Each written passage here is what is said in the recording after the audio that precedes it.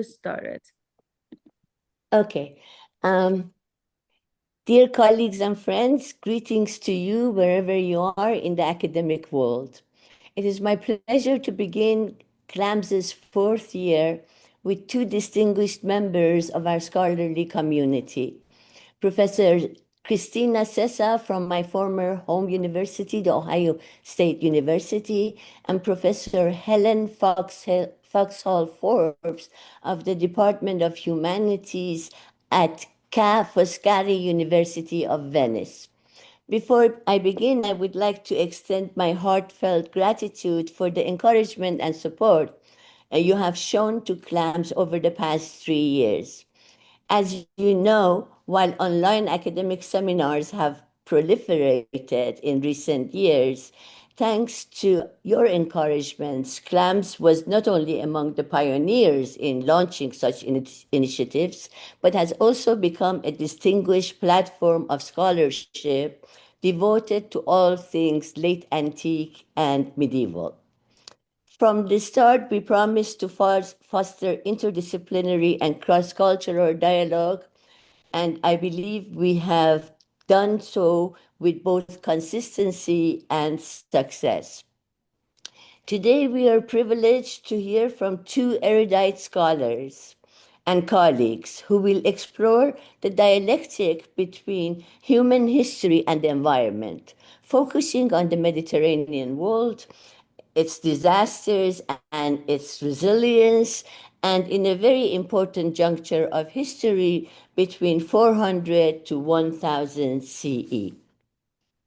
It is my honor to introduce our first speaker and friend, my colleague and friend, Professor Kristina Sessa, Professor of History in the Department of History Department at Ohio State.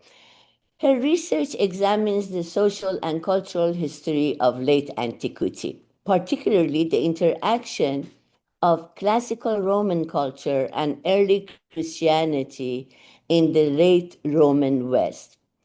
Professor Sessa is especially interested in how ideas interacted with daily practice, how environment, economic, legal, and gender structures shaped late Roman institutions and leadership. Professor Sessa received her BA in religion from Princeton University in 1992, her MA and PhD in ancient and medieval history from University of California, Berkeley. Since then she has established herself as a major figure in the studies of late antiquity, and she has published her publications include the formation of papal authority in late antique Italy, Roman bishops and the democratic sphere, which came out by Cambridge University Press, Daily Life in Late Antiquity, which also came out from the Cambridge University Press. And she has also co edited a companion to Ostrogothic Italy, which came out from Brill. Her work has been recognized through awards and fellowships from National Endowment for the Humanities, NEH, and the American Council of Learned Societies. She has taught at Cambridge, Leicester, Exeter, and Durham University. I think that's Helen. That's Helen. I'm That's so okay. sorry. I'm sorry. That's Helen. Okay. Don't worry. Sorry, No, Helen. it's okay. Okay, so that was the end of it. In fact, her work has been recognized through awards from NEH and the American Council of Learned Societies. Without further ado, I thank Christina, Professor Sessa, for joining us and honoring us, and I give the platform to you, Tina. Thank you, Pravana. I'm just going to quickly share my screen so you can see my PowerPoint, and then I am going to just a second. Okay. Oh, okay. Can you all see the screen? Not yet. Not yet. Okay. What is going on? Just a second. Can you now? No? Okay, what is wrong? Let me Not try yet. again. Let me try again. Hold on. This worked just a second ago.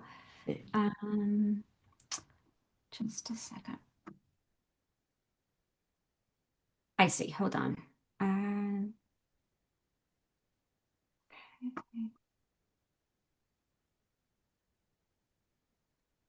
Oh, okay. yes. It works now? Yes. Yes, yes. Okay, great. And Huh? full screen. Excellent. Thank you. Sorry about that. I don't know what, as No, I no. said, I've been using Zoom for how many years now, and I still mess it up, just like I just did. Okay. Thank you, Parvene, for inviting me, and I really appreciate it. It's lovely to be back in touch with you after a while. I also want to thank Malak Harb for her administrative and technical assistance, and I also very much want to thank Helen, Foxhall Forbes, for her willingness to be my interlocutor. What I'm going to do today is talk in very broad terms in some ways about this project I've been working on. I think all research involves kind of negotiating between the forest and the trees, and this is very much a forest moment. What follows is, as always, provisional, and I'm particularly interested in hearing some feedback, especially from those of you here whose work I'm going to cite, and that's you, John Heldon. So I'll be curious to hear feedback. Um, okay, so why is this not now? Okay. So I don't think I need to say much about the neo-catastrophist scholarship that has popped up over the last 25 years, and in ways that it's variously resurrected the decline and fall model. I'm bringing war and now climate change and plague back into conversation about Rome's trajectory as an empire and a culture. And I've here just put up some of the major books that have appeared over the last 25 years, as well as the acknowledgement of this thread of scholarship in the popular media. This is, in some ways, the kind of story about the late Roman Empire that gets the most press because it's exciting and people love disaster. Most scholars of late antiquity, however, would answer, I think, no to the question as to whether or not disasters drove societal collapse in late antiquity. I think they would instead very much underscore the importance of continuities. But what I want to sort of start out by saying is that this affirmation of continuity, which I very much, agree with and affirm, it exists alongside an equally important observation that I think the neo-catastrophist literature has really driven home, and that it's kind of forced us, particularly those of us who are social and cultural historians, to reckon with. And that's the fact that late ancient communities experienced heightened levels of insecurity and precarity and violence, whether at the hands of warring armies or in the wake of events like the Justinianic plague. And while some people still maintain that political and military unrest coupled with natural disaster led to the fall of Rome, I would say that most scholars, and maybe I'm being overly sort of positive here, but I would say most scholars underline the period's resilience with Greco-Roman paradigms of law, language, administration, social organization, aesthetic sensibility, and religious practice persisting into the Middle Ages.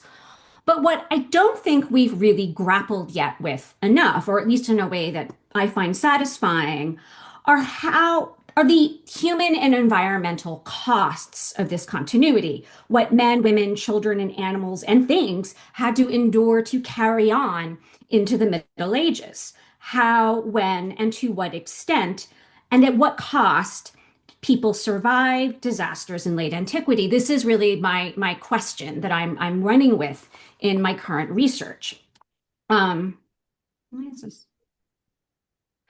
So, what I really want to think about is this question about how disasters are also a feature of transformation. How do disasters fit into the transformation model? Um, and that's, again, very much the kind of question, if disasters didn't bring down the collapse of late antiquity, then what are the costs of continuity in an era marked by widespread instability and precarity? And that is really behind this book project I'm working on that is right now titled, and I think this is my final title, After Disaster, A Cultural and Material History of Late Antiquity. This is a study of large-scale ruinous events across the late empire from around 250 to about 700. And I'm interested in both human and non-human hazards. So everything from war to earthquakes to epidemics. I'm not distinguishing between those. I mean, I do in the heart of the work, but in terms of my big picture model, I'm not distinguishing between them. I think for reasons that hopefully will become clear. My focus, however, is not on causes. I'm not so much trying to understand, the causes behind these various disasters, whether those be environmental or anthropogenic. I'm really interested more in afterward stories. I'm interested in how people coped with the fallout of disasters and how those who survived handled their fear, displacement, property loss, bodily harm, and social dislocations on different scales of time, space, and community. And so in many ways, in what I'm trying to do here is rather than positing disaster as the primary variable driving widespread societal decline and fall, I'm trying to write a nuanced differential history of disaster, and show how disasters could lead to a variety of outcomes, some positive, some decidedly negative, that were all, however, directly related to social and political status, to available economic resources, religious identity, gender, and of course, environmental contexts. And just to sort of give you this, so in other words, differentiation and scale are really central to what I'm trying to do. And this, this importance, this emphasis on differentiation comes very much out of my own interaction with disaster studies, where this is a kind of ongoing mantra in how one approaches disasters as social processes that have to be understood as having differential impacts. And so we have to talk about disaster for whom, we have to talk about disaster where, and we also have to talk about disaster when. And temporality is going to be the kind of thread that I'm going to pull out today in particular. Okay. So it should have been just a second. Why am I not? Okay, I'll just go with this. Sorry, I'm having previous.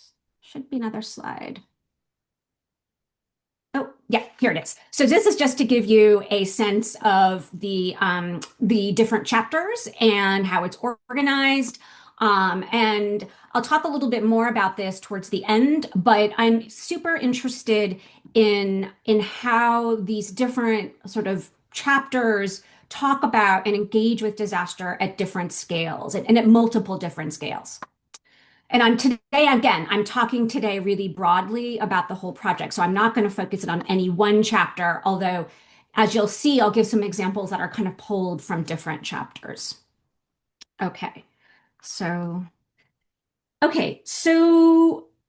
one thing I just want to sort of clarify before I move on is how I'm sort of identifying disaster in my sources. And I should say the sources that I'm using are really manifold. I am looking a lot at literary sources, obviously, but I'm also working with archaeology and as well to a certain extent with paleoscience, with proxy evidence.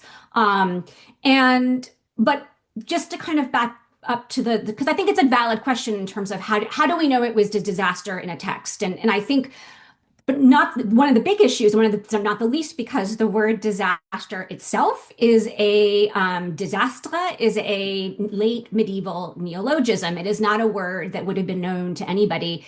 Even it's Latinate, obviously, but it would not have been known. It means something like ill-starred. And so I just wanted to give you a sense of the vocabulary that people did use in late antiquity to connote disaster, for which for them, I would argue, is largely a phenomenon of ruin, of material ruin. However, as Misha Meyer has pointed out in an essay from 2007, I think, there's also a kind of affective semantics that you also can find. And he was looking at the Byzantine Greek literature, where disaster also connotes suffering. And I think he's totally right. And I think you can see that in the Latin literature as well. Okay. Um, so moving on, my story that I'm telling of disaster, as it is it proper, and I even used the word earlier, which you might have noticed, is a story of resilience. I'm trying to understand what resilience means on the ground, is kind of in a way what I'm doing.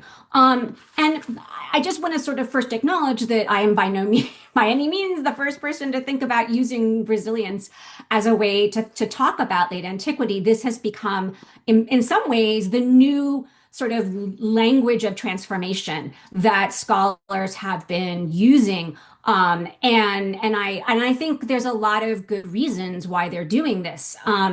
But what I wanted to sort of draw attention to is the fact that in much of this work, what we mean by resilience is not always clarified or problematized or theorized. And fortunately, there's a excellent article that, and here, John, I'm citing you and Lee Mordecai, which I strongly urge everybody to read who is interested in questions of resilience. And what is really, really great about this study. So this is a kind of meta study of the term in the scholarship across the social sciences and humanities, looking at how and when people have used this term, really from I think like the early start of the 20th century onwards.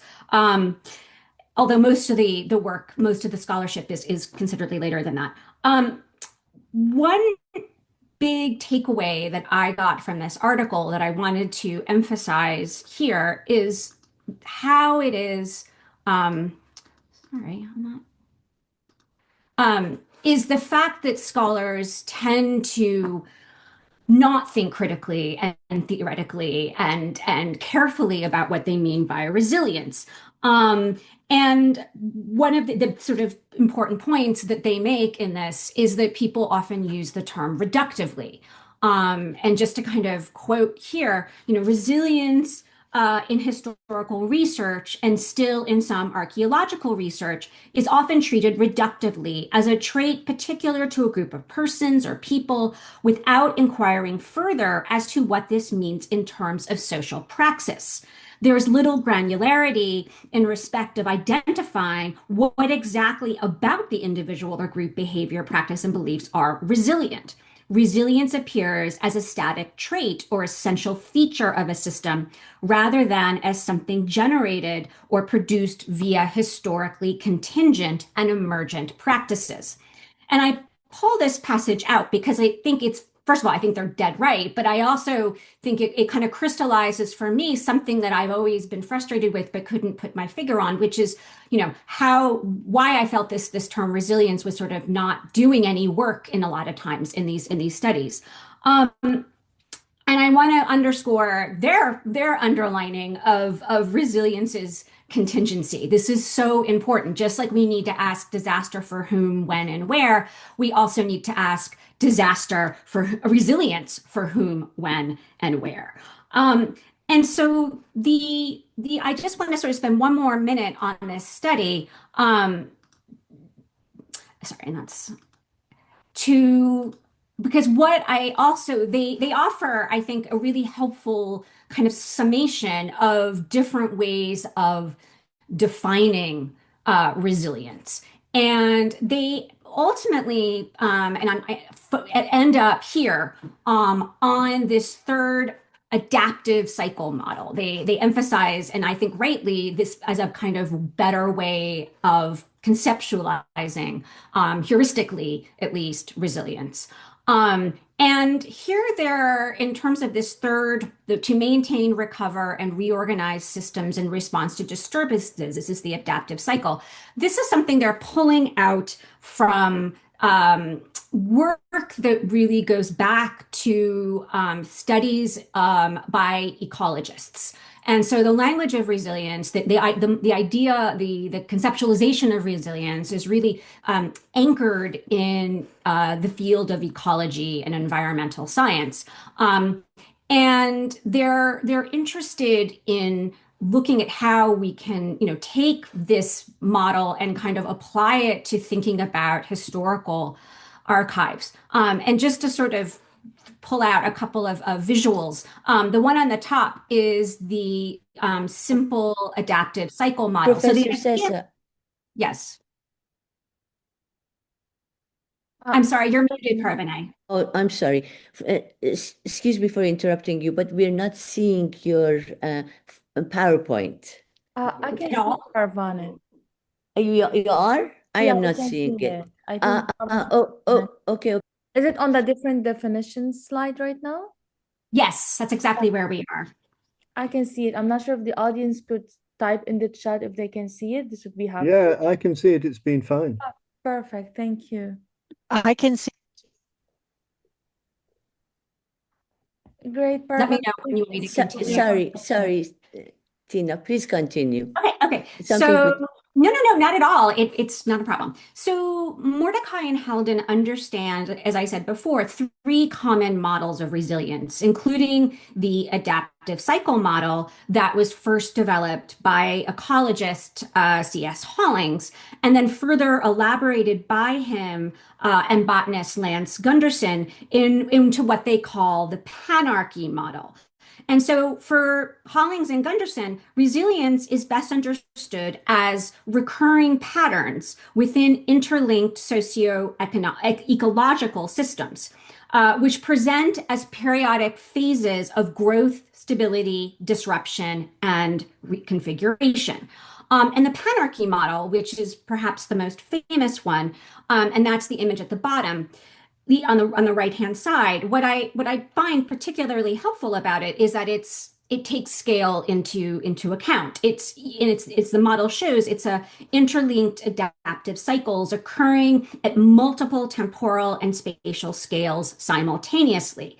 And it really, I think, helps us see the interplay and change between change and continuity in a scale linked socio ecological system. So, what does this all do? Well, I think, as they stress, panarchy is a really quite helpful heuristic. It's a way to think about the irreducibly complex relationship between humans and their physical environments. And so I read this article recently again, and I was been thinking a lot about it, and I've been trying to think more about how panarchy, on some level, as a heuristic, might help me think better, more clearly about disaster. And here's what I'm thinking about at the moment. And I said that this is kind of provisional.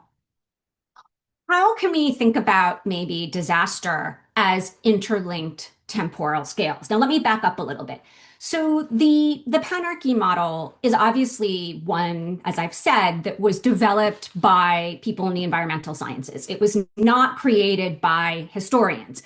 And so I think what we need to do as historians is, rather than just sort of ignore it altogether because it doesn't fit what we want it to do necessarily, is to think of ways that we might add things to it, reshape it, or just, again, use it as a heuristic.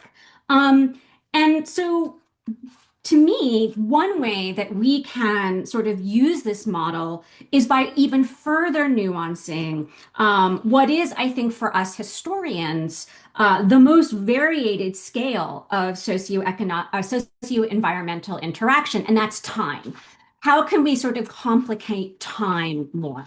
And I think those of us who investigate the deep past, and here I include the archaeologists, we think about time in really different ways. And I think that's something that has to get sort of worked into this. And we think about time in different ways for really two reasons. One, our evidence, we're not looking at plants, right? Our evidence affords different temporalities and chronological resolutions. Textual sources versus material give us a whole set of different temporalities and resolutions than material evidence. And this is one reason, why archaeologists always remind the historians, you guys do events, we do processes. And it's important, again, to keep that. Our evidence affords certain temporalities, and we really do have to keep that in mind. The other reason why I think we need to nuance the temporal component of this a little bit and kind of make it our own and make it speak to the projects we're working on is that the historical human actors whom we study experience time in many different ways. And we want to capture that variability of those experiences. So playing around a little bit with the panarchy model, though I will confess clearly also working with the sort of Braudelian scales through the, in terms of his work on the Mediterranean. I'm thinking about how we can take these different human and material temporalities and sort of structure them in a way to think about disaster. And this just on the left gives you some examples of the kind of many different forms of temporality that are historical and that are available to us through our evidence, but in different ways, and that we need to take account of. So if we're gonna, so here's what I'm trying to think about. This is my thing. Can we come up with big disaster? Can we come up with sort of scales of disaster in time? And I'm thinking about how we might be able to talk about three different disaster temporalities. One I'm calling cosmic and providential time. One I'm calling generative time. And the third one I'm calling ruinous time. And again, I'm thinking about these as having different scales of duration. And if you're, again, as I said earlier, I'm also in the back of my head, I can't sort of unthink Braudel and how his way of thinking about time and in relation to space and human activity might also be helpful here. So here are my three different ideas, and let me quickly run through what they are because I want to make sure Helen gets to talk. Okay, so what is cosmic providential time? So, one more thing about these, just quickly. The division is driven by the temporal affordances of the evidence. Like I'm really trying to think about my evidence and what it can tell me when I think about how I'm sort of defining or characterizing these different temporalities. So, and again, temporal affordances are not uniform. So I just want to emphasize this is very source driven is the point. So what is cosmic providential time? This is totally narrative based. This is the time of disaster you get when you read literary sources, particularly historiography, especially historians of war. And in fact, most of our descriptions of so-called natural disasters are tangents within a larger work about the history of war. But we also find sort of narratives of disaster cast in cosmic and providential time in religious literature, hagiography, prophetic literature, particularly from the Old Testament. The thing you'll see when you start looking at these narratives of disaster on this large scale of time is that it's repetitive, even hackneyed. You find a reuse of tropes and motifs. For example, the Urbs Capta motif, the way of depicting the siege of a city is just so common, and the details are very similar across texts, across classical and Christian literature in late antiquity, and so forth and so on. There's also a use of very particular rhetorical tools like enargeia, which is a way of making a scene be more visually moving. And so these are, I think, important pieces of it. And so let me just then go further and say, what are the elements of late ancient disaster narratives. And and again, I am definitely lumping things together, but I think I'm going to stand by they all share these: an urban focus, a pronounced social disorder, a providential frame, a dynamic emotional register, from loss to restoration, from fear to hope. And they're narrated either as a recursive event, an event that, is repeats itself in the form that I'm describing, or as a cyclical process. And I will say that late ancient authors obviously innovated, because what I want to sort of suggest here is that late ancient authors actually inherit scripts from earlier texts that they then reuse to describe late antique disasters. And this is where we get this kind of intergenerational longue durée. This is really a kind of broad historical way of thinking about disasters that we see over and over again in our texts. And again, just a quick example, these two disaster scripts, one I'm calling classical, one I'm calling biblical. The classical script, and I've given you an example from Procopius. I can talk more about it. It's very famously modeled on Thucydides' story of the plague in Athens. This is Procopius on plague in Constantinople in 542, something like that. The parts in black are all the sections that are almost identical as with what Thucydides says, minus, of course, it's Athens versus Constantinople, Egypt for Procopius, I think Ethiopia for Thucydides, and the red are places where Procopius innovates. And again, there's narrative closure here. And typically these narratives are nested in larger stories about war in particular. The biblical model is the circular one, is the one that kind of underscores these cycles of sorry, I'm losing my place here. That underscore cycles, a kind of boom and bust cycle of behavior based on the story of the Israelites and the sacking of Jerusalem by the Persians in the 6th century BC. And so it's this boom and bust cycle of Israelite behavior and divine response. The Israelites, basically, you get scenes where the Israelites are being warned, they're transgressing the covenant, they're being warned. There's divine punishment in the form of a disaster. There's lamenting and petitions to God for forgiveness. God is compassionate. God forgives them. There's a restoration, and then the whole cycle begins again. And so what I'm suggesting is that late antique disaster narratives build on both of these in ways that I think are really important and interesting. And I think, I think why they do this is because it's a way to think about disaster on a kind of universal timescape. It's a way also potentially to manage trauma. It's hard to talk about a disastrous event. And so people reach for narrative lines that are familiar to them and kind of link them up with some bigger cosmic story.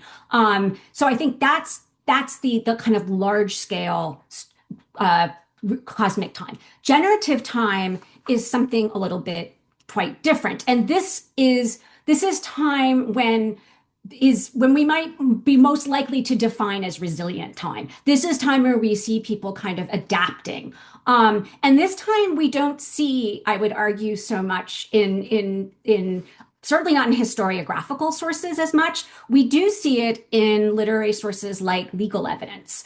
But we also really see it in archaeological evidence, where we get evidence of destruction layers with subsequent records of repair or abandonment. I mean, either way, we get a sense of how people are responding to a particular disaster. And of course, if we work with archaeological evidence, we're often limited in the resolution of our evidence. We're usually talking about a 30 to 50 year time period.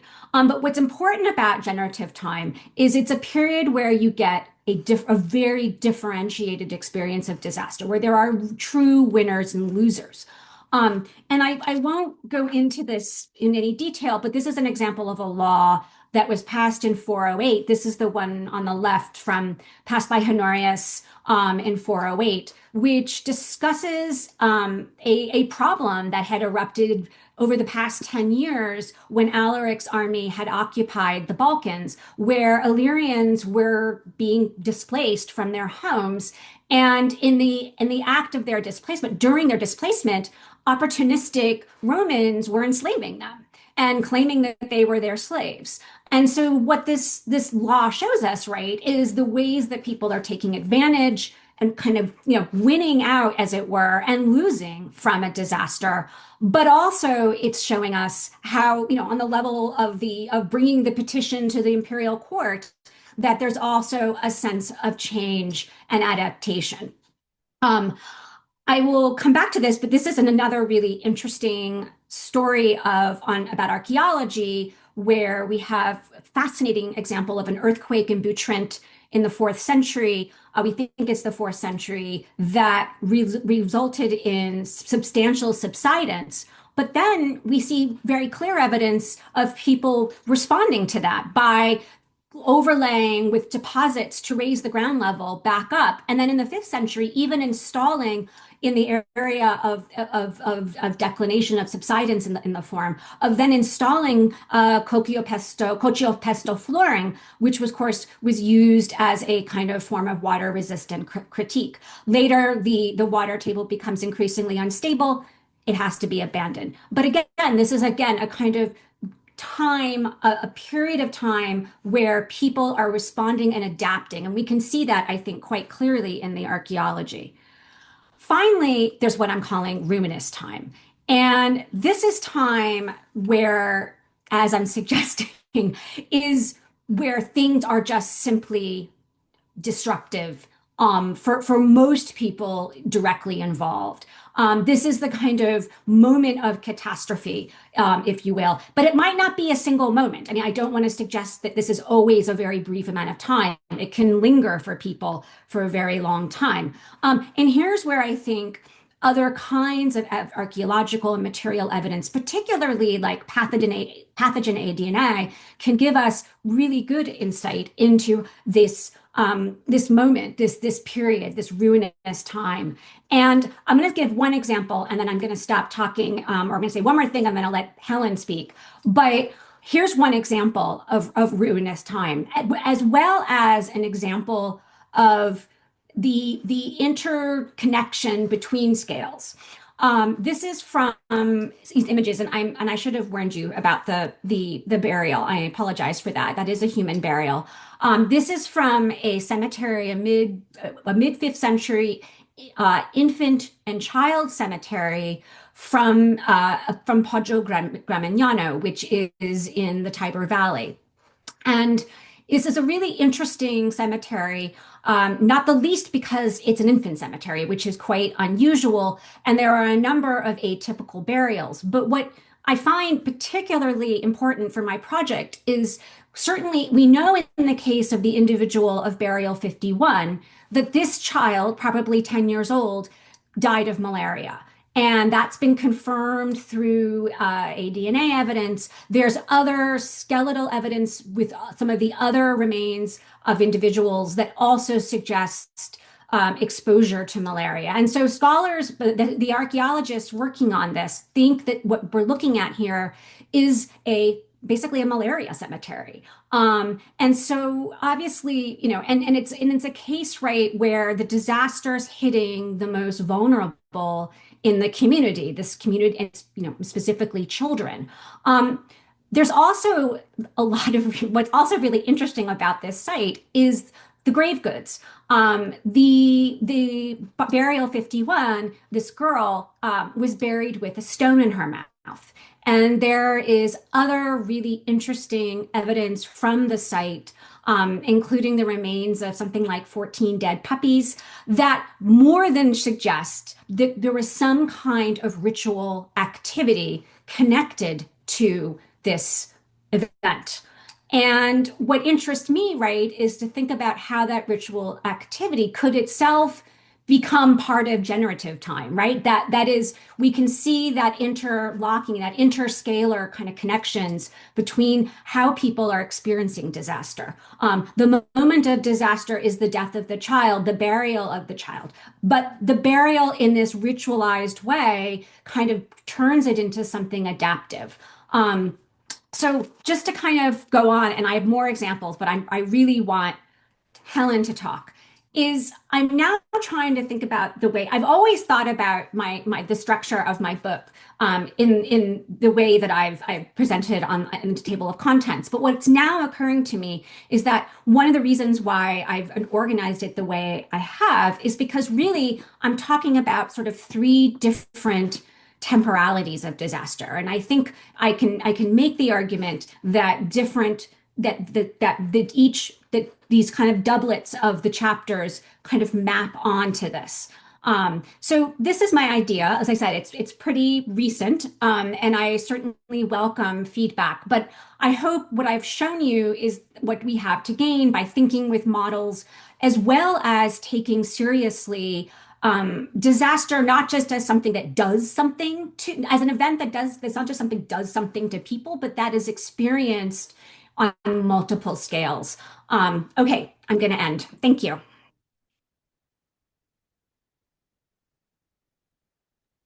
Thank you so much, Professor Sessa. Thank you, Tina. It was a very interesting and very complex sort of uh,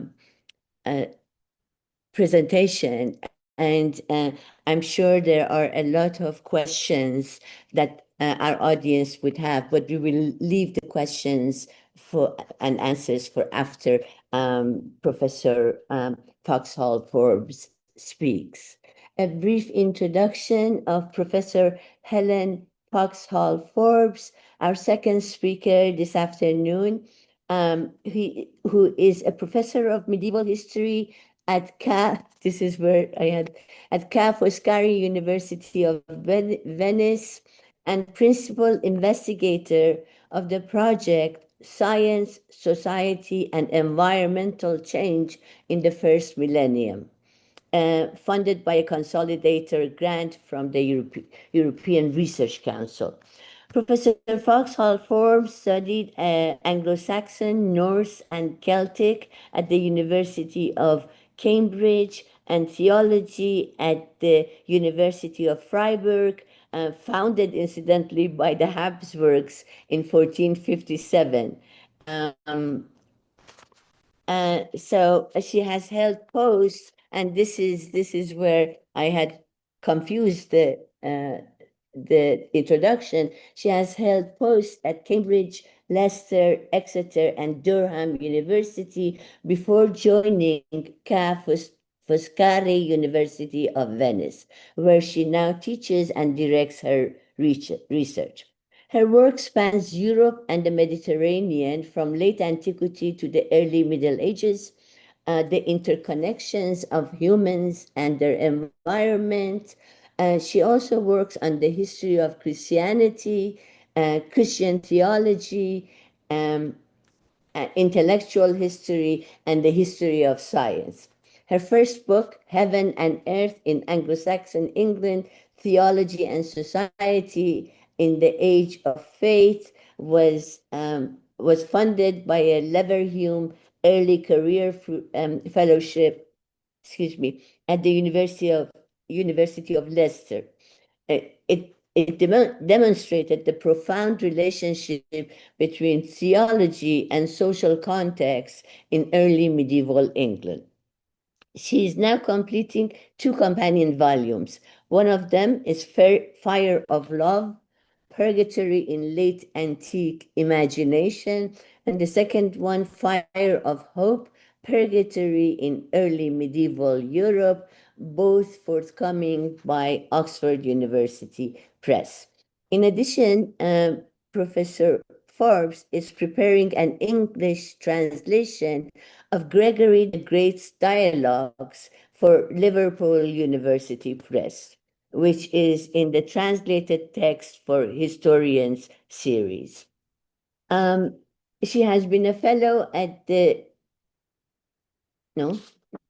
Okay. Professor Forbes serves as the general editor of Brepol's series Knowledge, Scholarship, and Science in Middle Ages, and welcomes book proposals for this series. And I would ask Professor Foxhall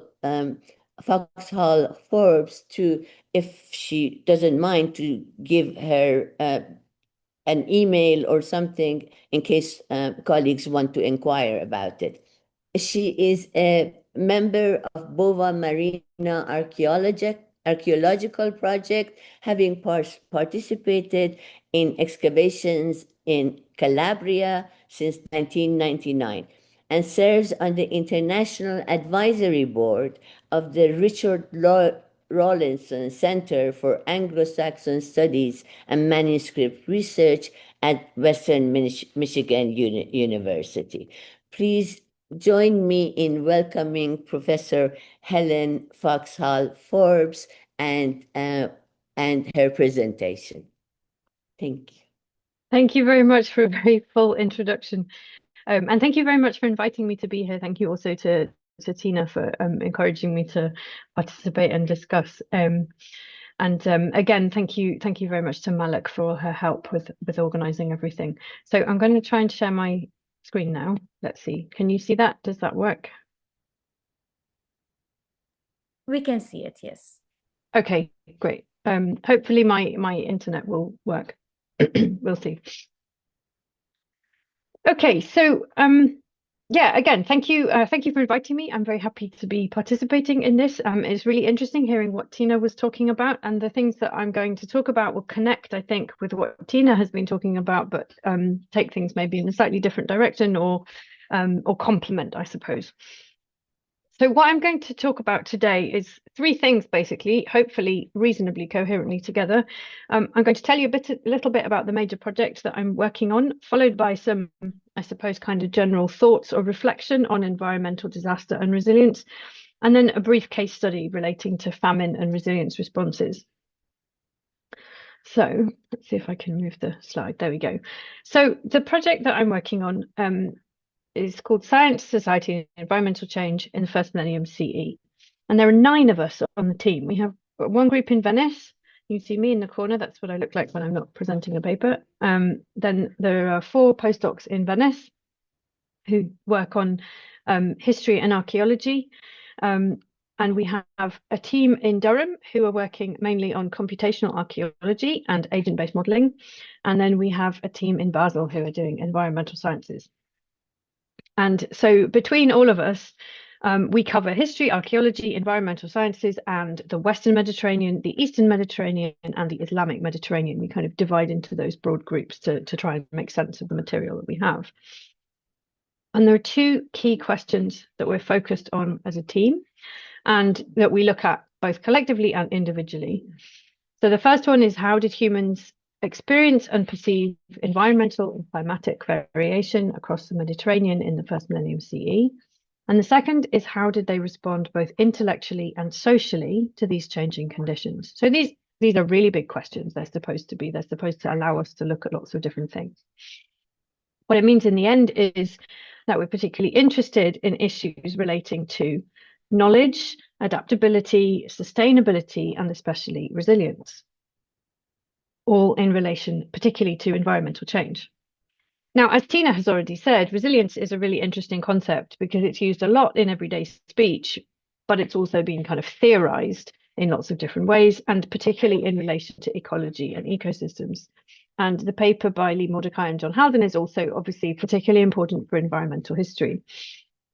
Now, I'm going to give the briefest of brief introductions here because I thought that Tina would probably be covering some of this, or most of it. And so I don't want to go into this in detail, but what I wanted to distinguish between is one of the or what I wanted to highlight is one of the key distinctions that people have made in terms of different kinds of resilience. And this is by now, this kind of panarchy, as Tina mentioned, this is a sort of classic statement of this. That on the one hand, we have what's called engineering resilience, which focuses on maintaining the efficiency of function as defined here, in contrast to an ecosystem resilience, which is what we normally think about in relation to kind of resilience in the context of environmental history or looking kind of past social and political systems. So this focuses on maintaining the existence of function, and it's measured by the magnitude of disturbance which can be absorbed before the system changes its structure by changing the variables and processes that control behavior, or in other words, the amount of disturbance that can be sustained before a change in system control and structure occurs.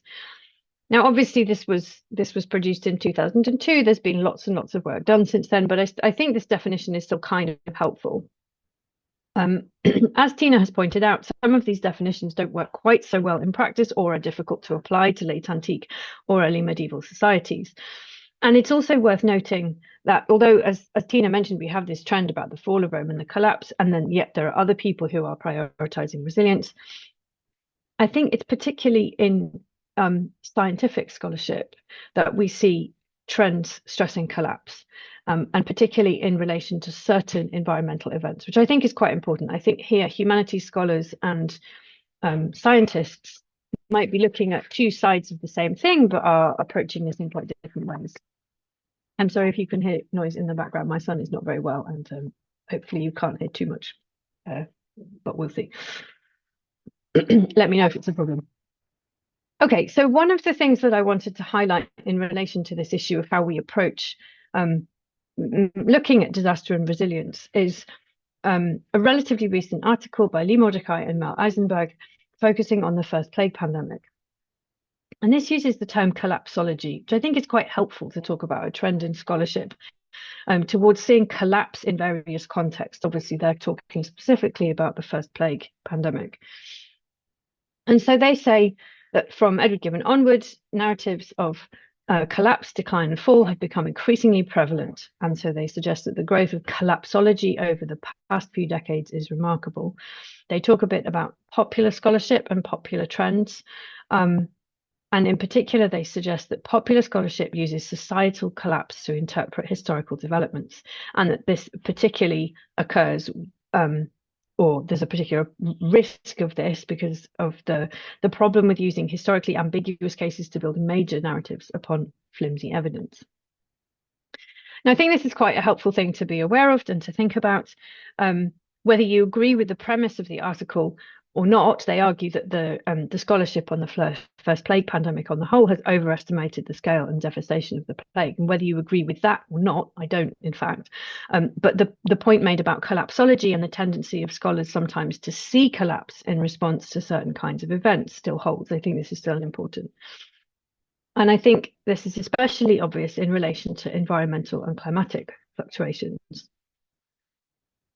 And especially, again, in the sciences, a lot of recent work has focused on disaster and collapse and has tried to link environmental or climatic events with large-scale collapse and what we might generally call negativity.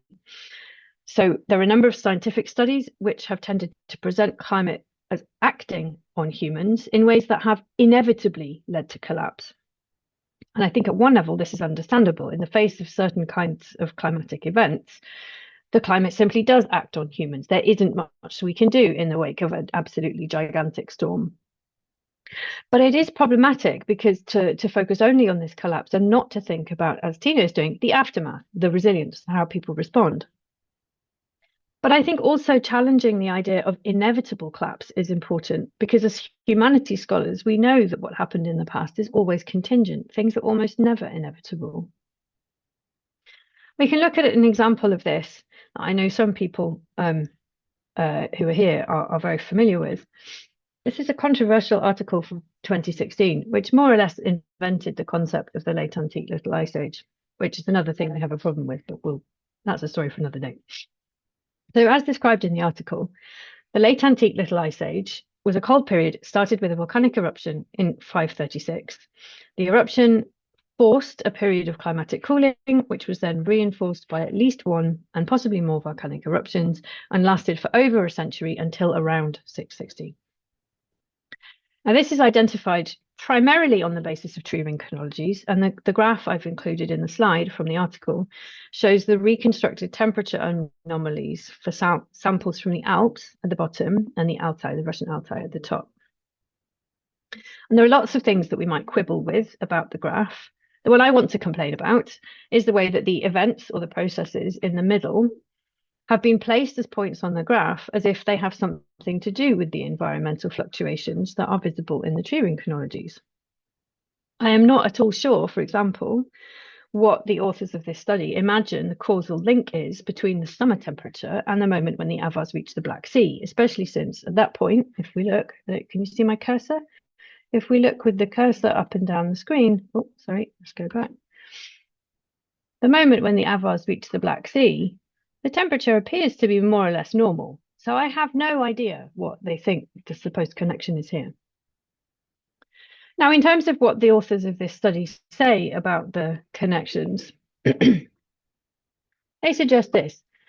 Although any hypothesis of a causal nexus between the volcanic-induced 6th century unprecedented thermal shock and subsequent plague outbreaks, rising and falling empires, human migrations, and political upheaval requires caution, our newly obtained knowledge of the multidimensional impact of the late Antiquitous Ice Age fits in well with the main transformative events that occurred in Eurasia during that time.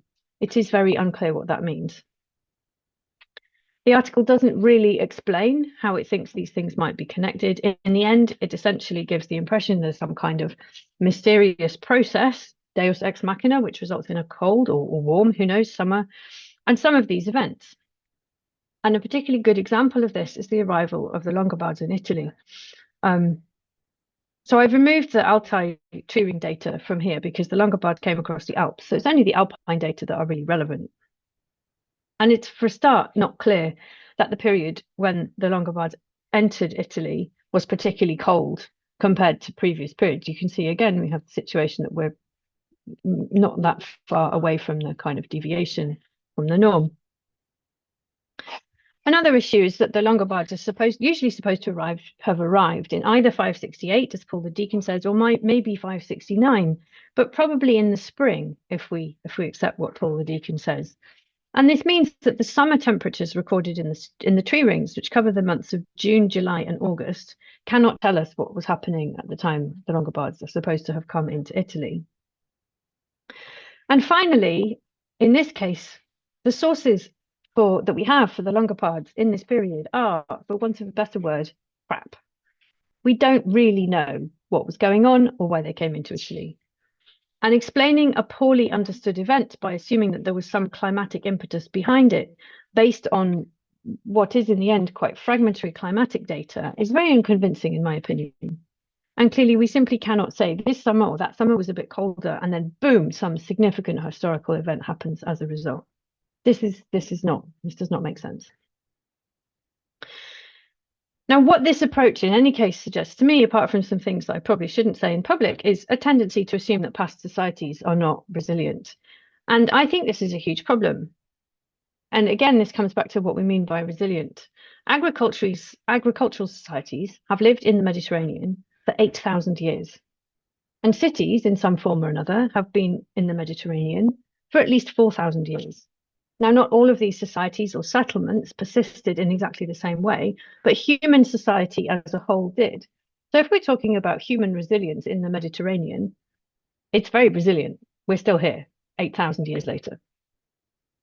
And this too means that I think Tina is absolutely right that thinking about scale is absolutely essential in terms of how we think about the different scales on which resilience operates. And so we need to think both about temporal scales and the scale of what is needed to be resilient. And this might range from individuals to communities to societies or to states or other kinds of polities. Now, one thing that I think is really important and is often overlooked is that it is clear that all societies have a repertoire of resilience responses that they can turn to when disasters happen. These might be more or less effective. Some of them might not help very much, but they still exist. So here are just two examples that are not related to the early medieval Mediterranean, but they are instructive all the same. Here's the first one. In 1783, there was an enormous earthquake in southern Italy, which was immensely destructive. And in some places in Sicily, you can see this because there are towns which are almost entirely rebuilt at one moment in time because virtually the whole town fell down. And there's one extreme case in Calabria, right in the south of Italy. So here you can see this is Sicily, and this is the toe of Italy here. And there's a town here called Oppido Mamertina. This is a really interesting case study because you can see it in two ways. The whole town literally collapsed. If we want an example of collapse, this is it. The whole town basically fell down. There's bits of it left. You can still go and see bits of it. Here's the castle in the old town. But really, the whole thing fell down. And so this is where the old Oppido was, Oppido Vecchia. You can still go and see it.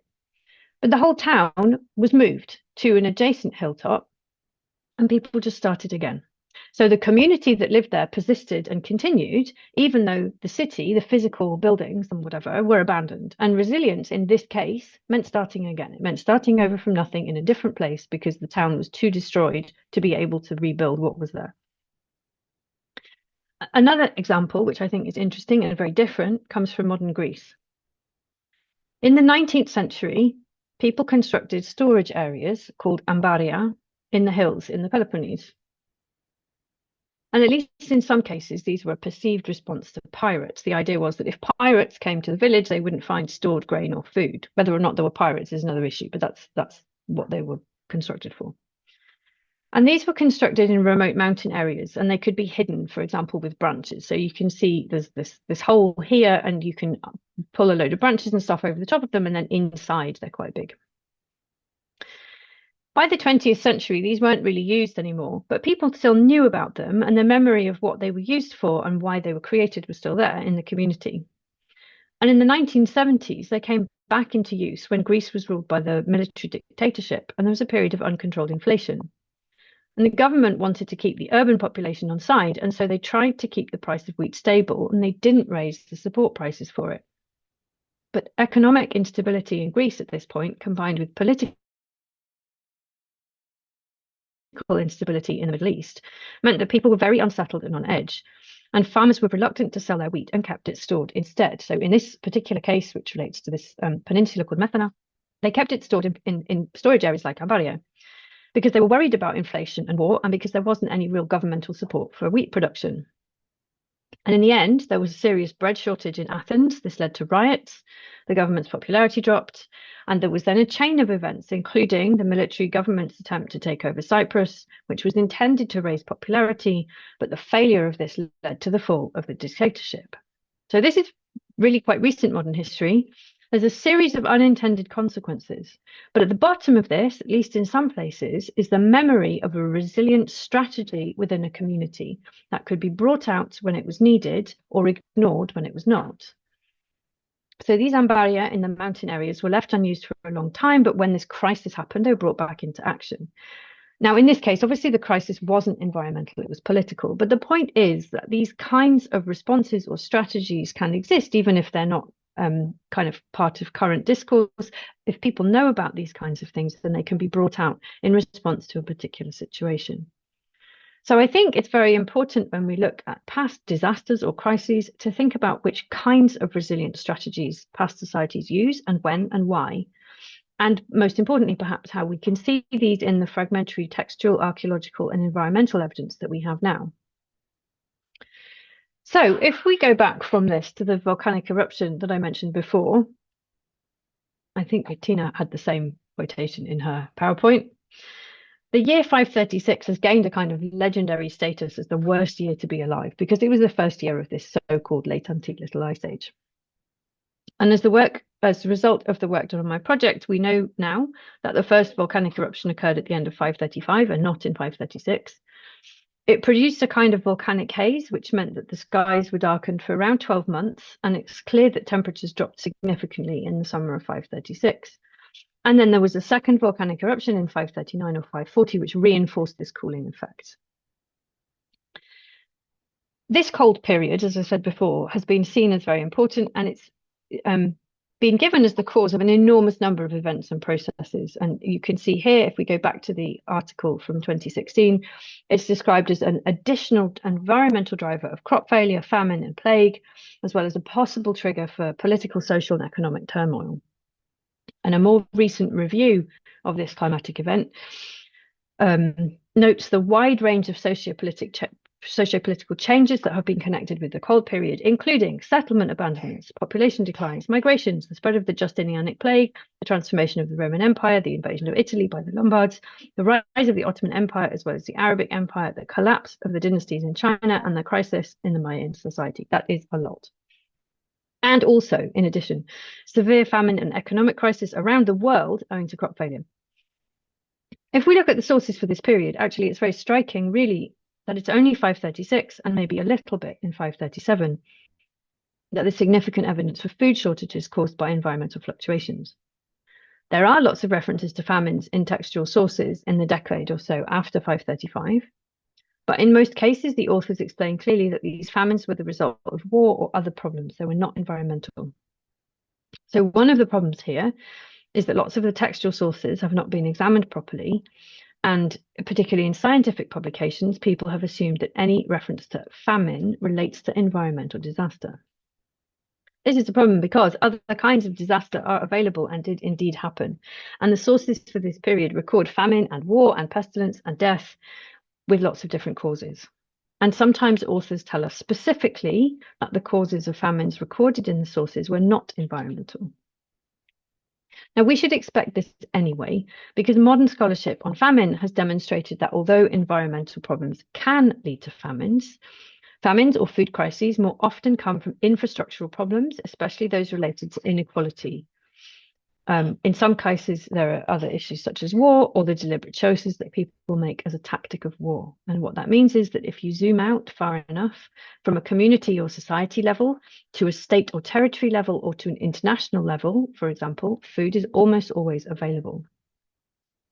And this is important in understanding in famine and food crisis in the modern world, as you can see from this snapshot of the world's hungriest countries. This was updated yesterday. So environmental causes are among the reasons that people now are suffering extreme hunger, but you can see on the bottom, they are some of many. These are not always the major drivers. They are not often the major drivers. On a global scale, there is enough food for everyone. So even when there is environmental disaster, it doesn't mean that famine is inevitable. And this is crucial also for understanding food crisis in the late Roman world. So in 536, there was a severe food crisis in northern Italy following the volcanic eruption in the winter of 535. And in this case, it is likely, it is almost certain that the cause really was environmental. There's no other cause given in the texts, and it's clear from natural evidence and other textual evidence that the summer was colder than normal, the sun was blocked out for months, the weather patterns were messed up, and the crops did not grow properly in northern Italy. And this is important because clearly in the Po Plain, the situation was dire. And the Po Plain, which is where I live, is particularly susceptible to certain kinds of problematic environmental conditions. It's a big basin. It traps all the air. If you get cold air, it gets stuck. Bishop Datius of Milan reports in this account from one of the papal biographies in the Liber Pontificalis that some women who were members of his church had eaten their own children. Now, we don't have to take that literally to understand that the situation was really awful. But this food crisis does seem to have been relatively local. No food crisis is reported elsewhere in Italy in this year, despite the other sources that we have. And in the Eastern Mediterranean, there were reports that the grape harvest was ruined, the wine was sour. But as far as I know, there is not evidence of widespread hunger in the same way. The other thing that's crucial is that we can see that in northern Italy, that people did something about it. So there are two letters from Cassiodorus, who's the chief administrator for the Ostrogothic kingdom of Italy at this point. They demonstrate that there was intervention at the highest level to try to alleviate hunger. So grain was sold at a lower price from the public granaries. The reference to millet in the second letter here suggests that this may have been a backup crop. Millet is a quick growing crop. It was often used as a backup if the first crop of wheat or something else had failed, if the longer growing cereals did not work. So there is a problem, there is a response. The resilience response in this case is to open the granaries to try to sell things at a lower price.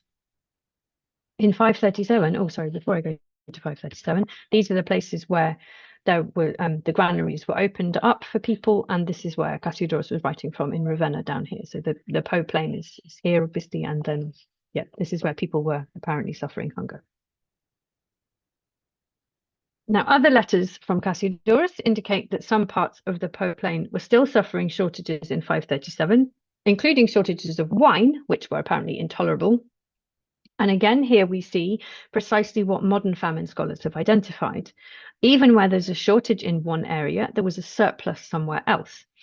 And so here, again, we see a resilience response at a state level. So Cassiodorus, as the chief administrator, intervened to increase taxes in one area, in Istria, to benefit another, because where there was a surplus in Istria, he was able to increase the tax.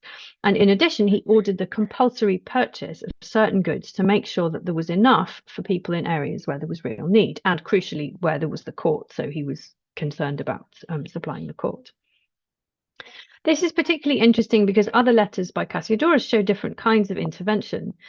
In one case, he clearly expected farmers to be more resilient and not ask the state for help. I haven't put the letter in here because it's quite long, but there's an instance where there was an eruption of Vesuvius, and people wrote to him asking for the tax burden to be reduced. And he essentially appointed somebody to go and take a look and check the problem really was as bad as they said it was, and to make sure that there wasn't something else going on and whether they could alleviate it in some other way. So it's striking then that in some cases the state does intervene in these particularly extreme cases of famine, for example, but there are ways and means of responding to particular kinds of crisis where it's considered to be extensive. So that's a very brief, hopefully not too incoherent run through of different types of issue relating to environmental disaster and resilience. What can we say in the end about these different kinds of examples? I think we can say this. Some people, especially scientists, have looked for collapse, but it's, I think, productive to think instead as well about resilience. That doesn't mean there was no collapse, but resilience is an important part of the story, I think. There are often obvious signs of resilience that people have apparently simply not noticed. So yes, the story of a famine tells us that there's a famine, but the same texts that tell us about the famine tell us precisely that somebody did something about it. And throughout the decade following the eruption of 535, we can see from the sources in Italy in particular that there is always food that can be moved around from somewhere else. We can also see, interestingly, in terms of understanding the kind of system level of resilience, that the Ostrogothic state continues to function virtually exactly like the Roman state. This in itself is not really a surprise because we do know that. We know that there was continuity. But in terms of assuming responsibility for crisis responses, it's particularly interesting that the Ostrogothic state is not simply about the show and the wanting to look like an emperor where it kind of benefits the rulers, but is also about actual more practical issues like this one. The other thing that is really, really important, and I know that John Haldon obviously has stressed this, and so have other people, but it remains true and it bears repeating. Connecting environmental proxies with historical events is really difficult for lots of reasons, but especially because the environmental proxies are often not as local as we would like. And what that means is that we can't always tell exactly what is going on. And we also need to be mindful that certain kinds of environmental proxies actually have very partial information. Tree rings only relate to summer conditions. Building lots of these narratives about environmental fluctuations and historical events only based on tree rings or substantially based on tree rings is very problematic. And finally, then the other thing is that regional variation is then highly significant in understanding collapse and crisis versus resilience. In the case study relating to Italy, we can see that exactly when one area is in dire need and suffering crisis, another area has a surplus. For looking at northern Italy, the tree ring data that we have, which have been used to argue for this terrible period of crisis, are based in the Alps. They cannot tell us precisely what is going on in the Po Valley, and they can't tell us precisely what is going on in Istria. So we have to be careful to use all of the evidence available to us and to think carefully about how it works together. That is obvious, but it still needs saying. So, as I said, this is very much work in progress. These are the things that I'm thinking about as part of the project, and trying to understand how we look at these different issues relating to social responses in particular in this case, and also intellectual responses, although I haven't talked about that much today. Yes, so if you have any feedback, I would be delighted to hear it, and thank you very much for listening. Thank you so much, Professor Foxhall, for another fascinating talk, one that complements the talk of Professor Sessa very nicely, in that it complicates the picture and brings in new elements and new perspectives that regularly we do not think about. I have some questions, but I would like to open the floor to questions of the colleagues in the audience. Please go ahead.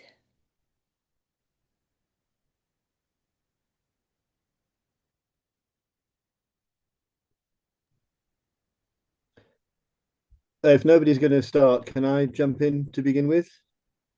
Absolutely, John, please. Thanks. So first of all, thanks to Tina and Helen for those two really nice presentations. Very clear, very clearly argued and presented. Perhaps disappointingly, I have nothing to disagree with, which is a shame.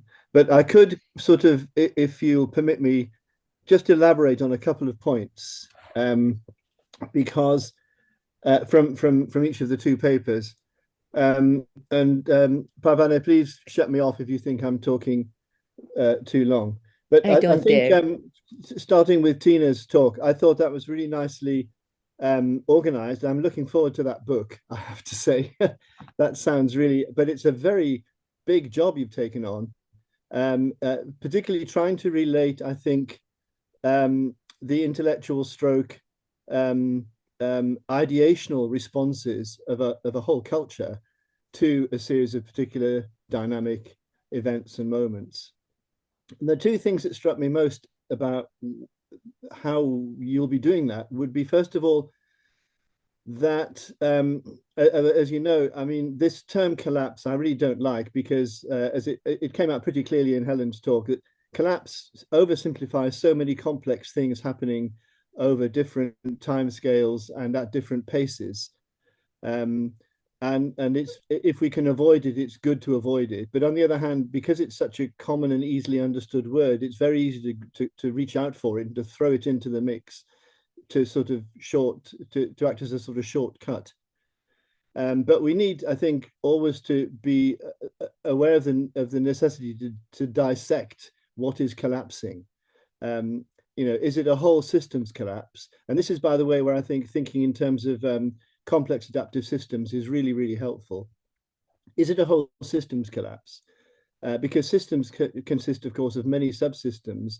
And as with the Hollings and Gunderson model, those subsystems operate on different timescales and at different levels within a socio-cultural or socio-ecological system. How many subsystems need to break down before the system as a whole breaks down? And can we isolate some of those elements? And I've tried to do that in one or two things I've written, by thinking, first of all, rather abstractly, what are the identifying markers of each of the elements of a socio-ecological system that one can actually locate in our different types of evidence, paleo-environmental, historical, and archaeological. And then how do those translate into the sort of historical realities that we can see through our sources? And then to work out what happens within or to each of them in combination under particular sets of circumstances. And it's obviously very complex, because there are always going to be, there's always going to be more than one answer to any question you ask. And so we end up with building what the Germans call Wahrscheinlichkeitshypothesen. You know, you have to come up with the most plausible theory at the moment, which will explain all your evidence without any contradictions, but which can easily be falsified. Because as soon as a new bit of evidence pops up, it may support your theory and it may not. And we go back to sort of basic Karl Popper sort of discussions about the nature of historical proofs. So thinking of that, you know, I'm thinking again of the sort of perhaps the false dichotomy between the sort of Peter Brown approach to late Roman cultural history on the one hand, and Brian's approach to disaster and impoverishment and collapse. And maybe it's just because I'm English, but I'd like to find a sort of middle road between the two. And I think that can be done providing you do what we were all talking about, which is to complicate and see our systems, our societal systems, as multiplex, multi-level, and multi-causal.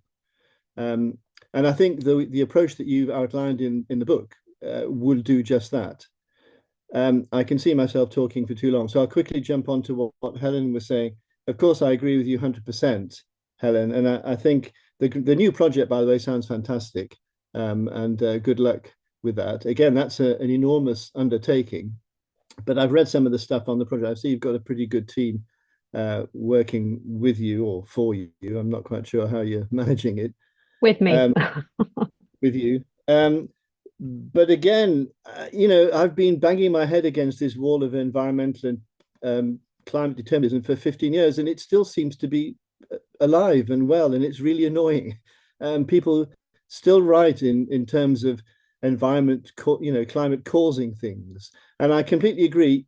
You know, a massive storm will wipe out a village or a city, and a massive earthquake will damage a whole culture for a while. But then it depends on what the overall longer term or medium term outcomes are as to how that actually impacts on the broader history.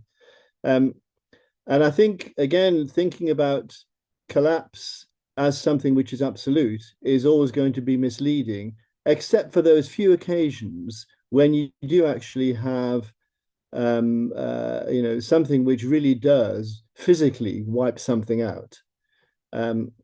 For the simple reason that, you know, societal groups can move. I mean, we see this all through the so-called Dark Ages in Anatolia, where whole communities simply up sticks and move 6 miles to a more defensible location, or move away to an area where they can more readily escape, or move their economy. They move from largely arable and fruticulture to semi-pastoralism and transhumance. But they're all still the same people, but just doing different things. And I suppose the question that we would like to be able to answer is, but we can't at the moment, how long does it take for that transformation to happen? And this brings me to something that you both touched on, which is social memory. Because one of the important things here is under what contexts or under what conditions or in what contexts does social memory work well, and when does it fail? When does social memory fail? But when do social practices, particularly when they're ritualized, still work as a form of social cement? And the obvious example I can think of, because it's been brought out recently in various articles, is the role of ritual processions in the early medieval period. When a disaster strikes, you process with an icon around the town walls or whatever, and so forth, which may or may not have any, or for the perceivers and the participants, it may appear to have an effect if it happens to be that things resolve in the way that's required. But even if it doesn't have any effect, which is usually the case, it nevertheless reinforces social solidarities and community identities and a whole range of other resilient strategic tools, which the community can then sort of operate in order to survive whatever it is. And it may survive and come out on the other side of the catastrophe or whatever with a slightly different configuration, but nevertheless it will still be there. And then that brings us back to our systems and our adaptive cycles, because how much change is required for it to be a proper transformation, and at what speed is the change happening for it to be a collapse? So again, I can go on for a long time and bore everyone very stupid, but I'll stop there. Those were great talks, and I think they highlighted so many interesting things about which so many books perhaps should be written. The key thing, though, is that this tendency to look for direct connections between environmental situations and more particularly sudden climatic and environmental changes and historical evolution always seems to forget the fact that it's already happening within a context. And if we look at things from a socio-ecological perspective, climate and environment are internal to the system, not external to it. And I think that's part of the issue, that we've failed to differentiate between these different levels of causal activity. Anyway, I'll stop. Thank you very much. But great talks. Thanks a lot. Thank you so much, John, for excellent remarks that really, it goes to the heart of the matter. I would like to see whether either Professor Foxhall Forbes or Professor Sessa would like to reply to John, and then we will continue with questions. Should I go? I'll just quickly thank you, John. Obviously, your work continues to be important for me, and I really appreciated the work you and Lee Mordecai did in a recent thing with the AHR on resilience, because it was always annoying me that that word kept being used, and I hadn't had the time and didn't have your expertise to kind of work out why I was frustrated. So I appreciate that. Yes, I mean, I think these are enormous projects that we're embarking on. And it's interesting that, I mean, I'll just point out that Helen and I did not come to these at the same time. I mean, we are both sort of independently working on these. And I think that also says something about what isn't being discussed in the literature. And one of them is just, how do we integrate varying perspectives, varying scales of experience? I'm, always fascinated by these kinds of phenomenological questions of how people live through these things. And, you can think of, if scale is really helpful, I think, because it gets you out of that sort of, these kind of, tired binaries of continuity versus change, transformation versus collapse. I mean, it's all these things at the same time, and I mean, in some ways. And so trying to kind of parse that out, to disaggregate, is really important. But of course, the challenge that I think we're both facing is, once you disaggregate, how do you synthesize it back up in a way that sort of catches the interconnectivity of it all? And it is hard, and I'm sure there are ways in which the project I'm doing is going to fall very short of my own expectations. But thank you, Helen. I don't know if you want to add anything. Only really to say thank you very much for your very kind comments, and obviously, again, your work has been very important for the kinds of things that we're looking at. But what I think is very interesting, I suppose, I mean, I said this in the paper, but I think it is very interesting that we really see different approaches in science and humanities to a significant degree, I think. And I think partly that's to do with things like training, and partly it's to do with things like the data that we have, and partly it's to do with maybe other things that we don't need to talk about now. But it's very frustrating that there are still so many articles that say we shouldn't do this environmental determinism thing, and then at the end they're like, yeah, so these data that we have prove that this happened. And you just think, well, what did you even bother to make the disclaimer for at the beginning? Because it's clear that you're saying something very mechanistic in the middle. So yeah, I mean, what we're hoping in my project, which has obviously got loads of people and involves doing lots of different kinds of things, is that we can show over different scales and in different ways how there are more interesting and more complex ways to try and look at human environment relationships that don't simply suggest that the environment caused stuff, or that the only issue is that the environment acts on humans, and that's the kind of one way thing, and nothing else is going on. So yeah, we'll see how that goes. We're about halfway through the project now, and I think we've got some interesting stuff that's going to come out, and we'll see what we manage to do by the end of it.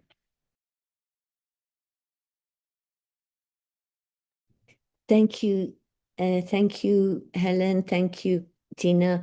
Let's go to the other questions. Javad Molai is first, and then Eric Taylor, please. Hi, I am really grateful that I had the chance to listen to the two of you, and I'm looking forward to the book. I learned a lot. A lot of things were interesting to me as a person whose mind, like many Iranians, are tied to that era, late antiquity. But I'm a novice, and my question may sound very stupid, but I offer it as an evidence of being a little educated.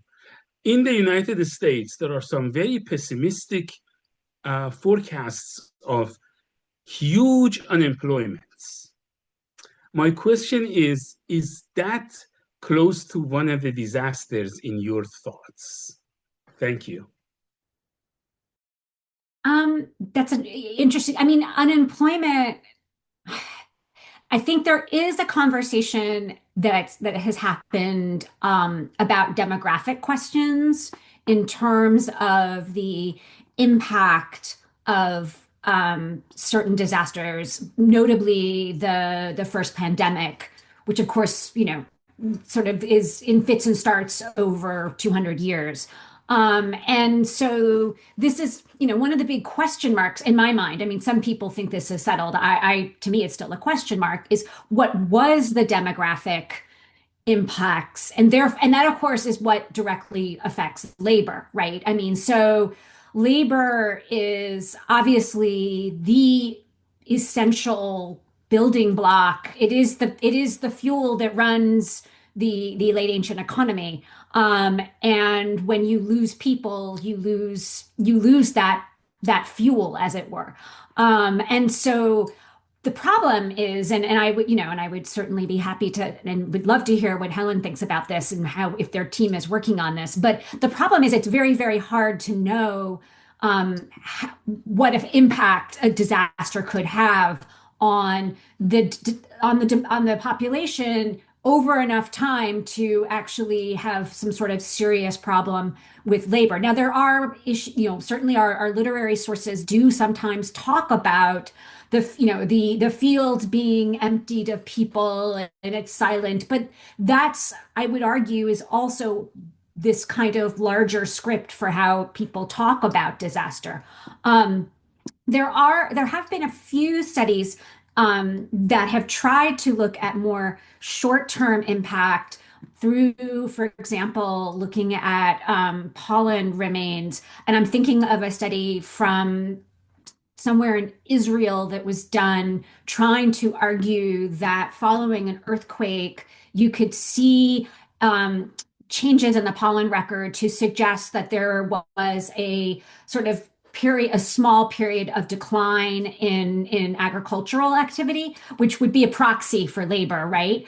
But I'm not sure, you know, it's an interesting study. I'd be curious to hear if John has some thoughts about this kind of, you know, using paleoscience to try to make sort of arguments about these kind of smaller periods of time. Because, you know, your question is like, how does it affect something over, you know, within a year, right? And affect the sort of labor.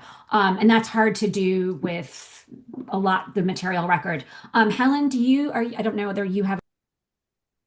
Not a lot, only to say that it's a really interesting question, but unfortunately, a lot of the time we just don't have the right kinds of sources that will help us answer it, which is really what Tina has already said. But there are occasionally texts that we can look at that do tell us quite interesting things. So, for example, one of the things that we see in relation to some of the famines that occur immediately following this, or in the decade following this volcanic eruption that I mentioned in Italy, one of the reasons that we know that they're not environmentally caused, or at least that's not the main issue, is that we are told specifically that they are about labor shortages. So that people are all busy doing other stuff, and therefore they are not going out and doing stuff like collecting grain and bringing in the harvest and that kind of thing.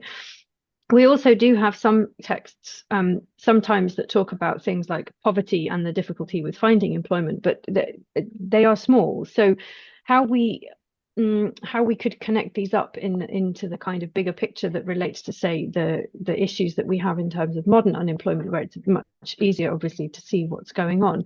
I'm not quite sure, but it is an important question, because obviously without employment, people really suffer.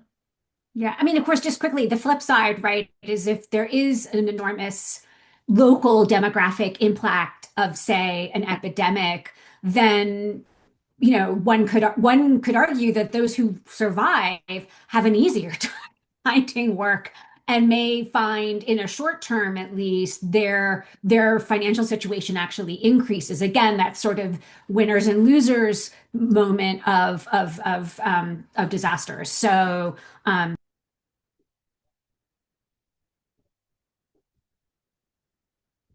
Eric Taylor, please go ahead. If John was going to say something about that previous topic before I start, then that's okay.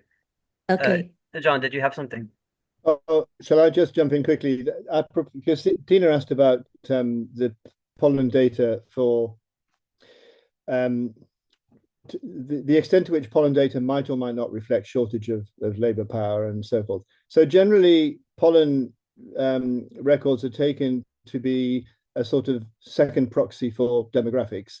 They're not always. One has to be a bit careful, but more often than not, they are.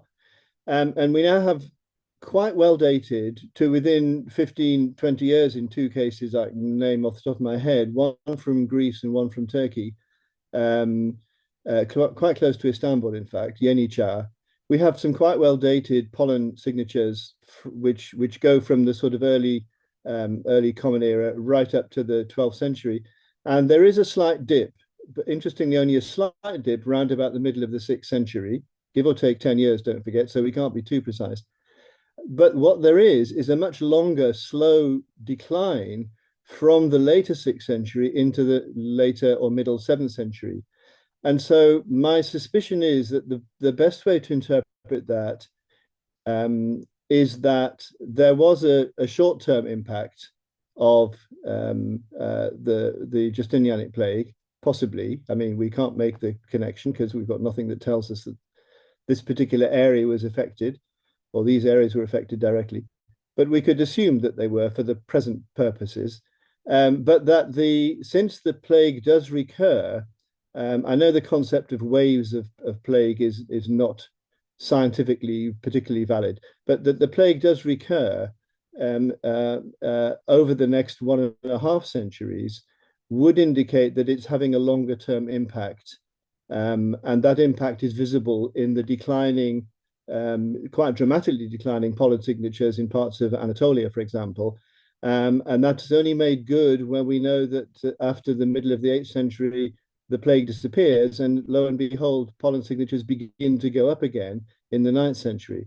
But it's for most of the time, this is a very vague correlation.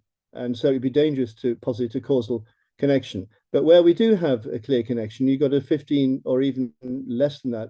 With Nargolu, for example, we've got only a 5-year variation. For some of these sites, we have this little in Cappadocia, there's zero evidence at all for the plague having had any impact on agriculture.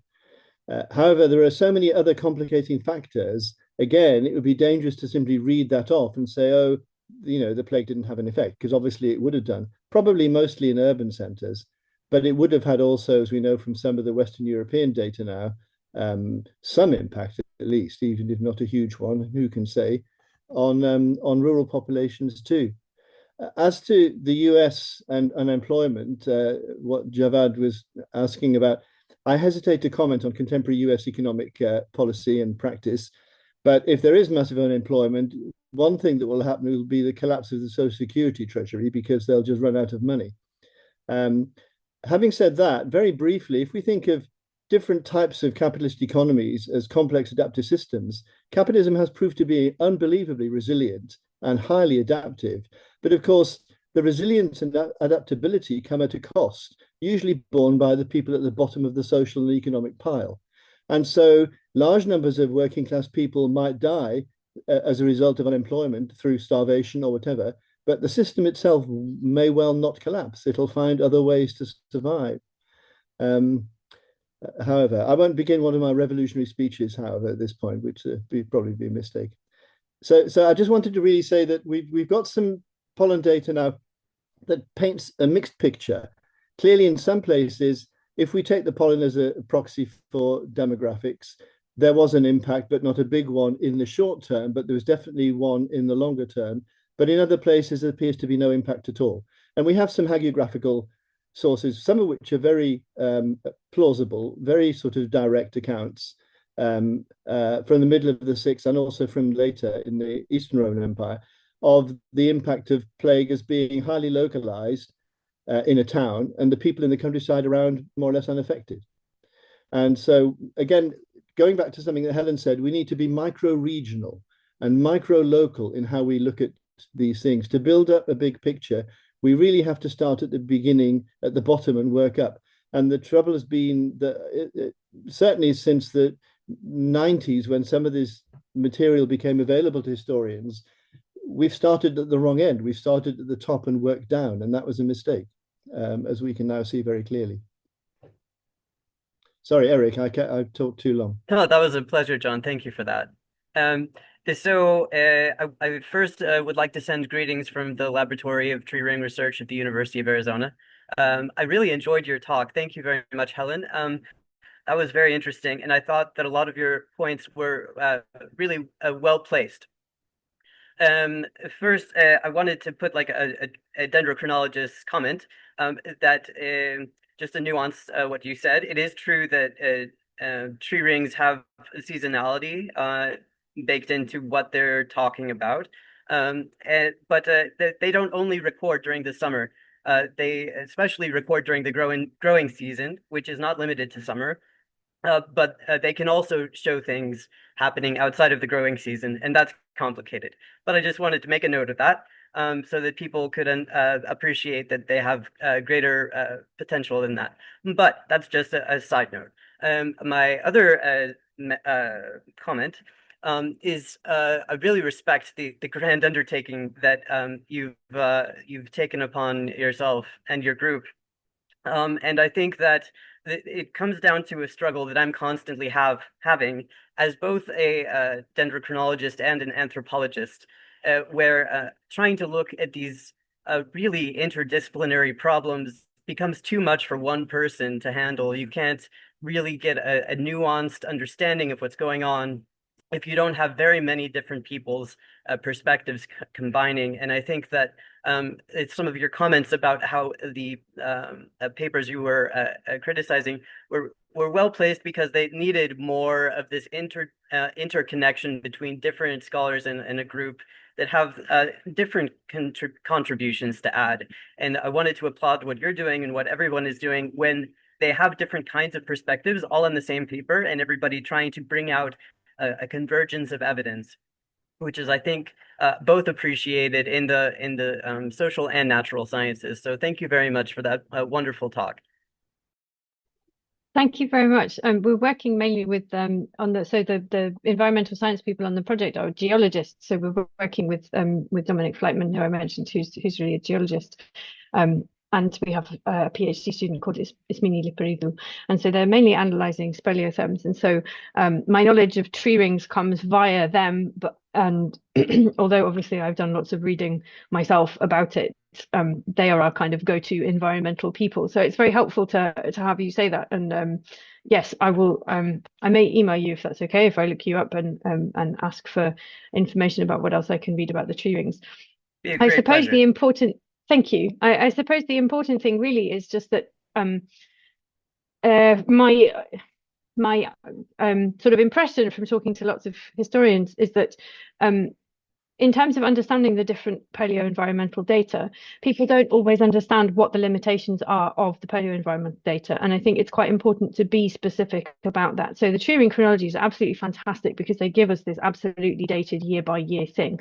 But it is also really important that sometimes the historical text is telling us things that we cannot correspond or we cannot see a close correspondence with in the tree ring data, precisely because of the seasonality of the tree ring samples. And so, although yes, sure, there are other things that we can think about, the really crucial point I think still remains that if we're told that an event happens in April, we can't look at a cold period in the summer growing season as it is in in a tree ring chronology and say that there is a clear connection between those two, because it's evidently much more complicated when the tree ring chronologies are mainly showing us precipitation in the growing season, how the tree responded to that, as opposed to some of the other things where it might be a bit clearer. If we have a text that says excuse me, if we have a text that says this summer it rained all summer and it was really, really cold, it might be much more straightforward to link what the data that we see in the tree ring samples